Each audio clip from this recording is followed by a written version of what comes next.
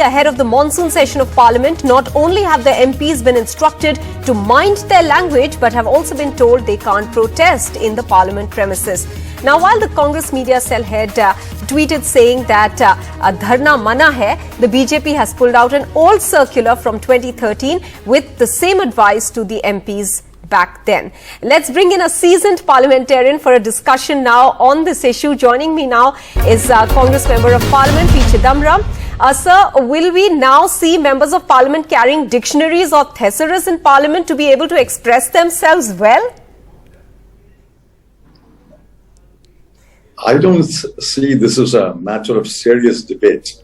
I think we should take it more lightly and accept that these are the quirks of some bureaucrats in Parliament. After the Honourable Speaker has explained that no word is banned, we're all relieved. We can leave the dictionary and thesaurus behind us and speak our mind. Except that I'm worried that he said it will depend upon the context and the speech. This looks like, and I say this with in a light-hearted way, this looks like, show me the parliamentarian and I'll show you the rule. So if two people use the same word, it could be expunged for one and not expunged for another. So, while, one can find different words to express themselves, as you're pointing out, but how are the MPs going to protest if that is also not going to be allowed? Are we then going to see hologram protests? No, we'll speak in sign language. After all, the government is committed to propagate sign language. There is even a textbook on sign language and the common signs. Even newscasts are now accompanied by a person speaking in sign language. We all become experts in sign language. Well, that's a new skill we'll learn in Parliament. So you'll find ways and means to get around, you're saying? Well, actually, if your viewers are interested, I've drafted a speech that I wish to make in the Rajya Sabha, and I'll speak after expunging the words.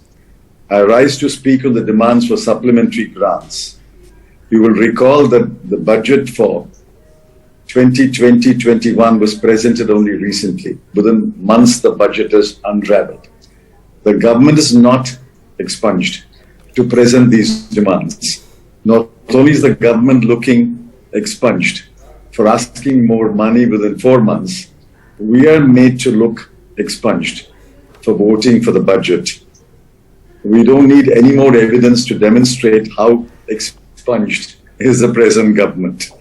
The original budget itself expunged the hopes and aspirations of the people.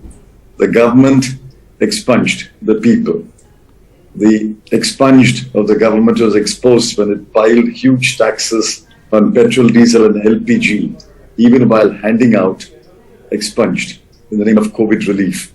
When millions lost their jobs, the government shed expunged. It was expunged neglect of the poor. The government brought greater expunged to the country when it could not provide hospital beds or oxygen. Expunged officers and middlemen even made a profit out of the disaster. The number of deaths was expunged. You did not hesitate to expunge the world and even the WHO. After the first 2 lockdowns, government's ministers retreated like expunged and were afraid to appear on television. I mean, that's the kind of speech I'll... And sir, people will sit and fill in the blanks to understand what exactly it was. In fact, I was going to ask you something on similar lines. Without using the words jumla jivi, incompetent, vinash, cheated, corrupt, disgrace, drama, eyewash, fudge, mislead and lie, tell us how you will raise the issue of the tumbling rupee. See, I'll call the government its handling of the economy, handling of the border situation, handling of social conflict, as an unparliamentary government, because the word is unparliamentary. I can't use incompetent, so I'll call it an unparliamentary government. and I'll petition the Committee of Privileges to haul up an unparliamentary government. Sir, youngsters are often heard saying rules are meant to be broken. Now, the average age of the MPs is far from being called youngsters, but does that sentiment exist? Will rules be broken? Yeah, don't worry. We'll break the rules on Monday.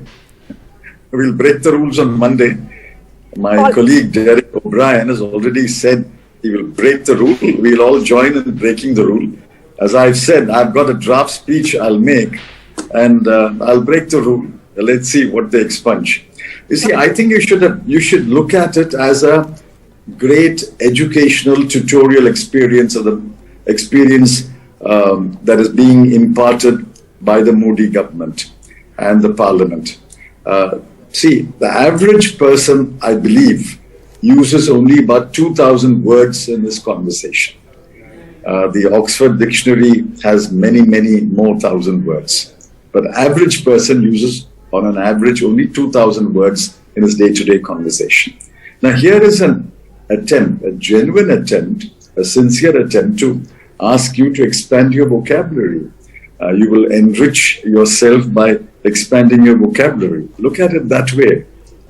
All right, you're taking it certainly in the right spirit. But my final question to you, sir. The BJP says that in 2013 as well, when the UPA was in power, a similar circular was issued that MPs should not use the parliament premises to protest. Is this tit for tat?